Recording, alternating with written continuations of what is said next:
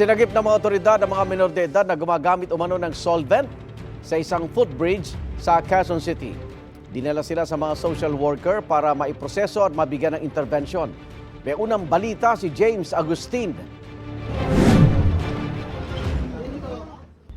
Kanya-kanyang pwesto ang mga kabataan sa footbridge na ito nang abutan ng Quezon City Task Force Disiplina sa EDSA Corner Timog Avenue pasado alas 11 kagabi. Ang ilang kabataan nakahiga sa mga nakalatag na karton at sapin. Umabot sa 17 kabataan ng sinagi. Inabutan natin doon yung mga iba nakahiga, tapos yung iba may mga hawak-hawak na solvent.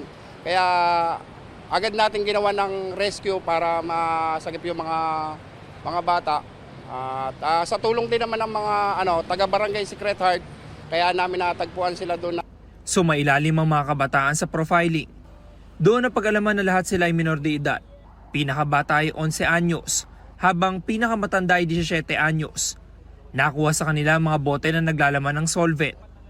Sabi ng Task Force Disiplina, ilang beses na sila nakatanggap ng reklamo mula sa ilang residente at mga napadaang motorista, kaya mas pinaigting nila ang pagroronda sa lugar.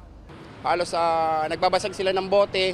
Pagkatapos makita natin yung iba rito na mayroon din reklamo, naglalakad sila ng mga nakahubad na may hawak na rugby. Yun pa, isa pa, humihingi pag hindi binigyan, minumura nila yung mga motorista. At kaya ginawan po natin ang aksyon. Karamihan sa mga minor de edad ay residente ng Barangay Pinyahan. Mayroon pang dayo na galing sa Katipunan at Antipolo.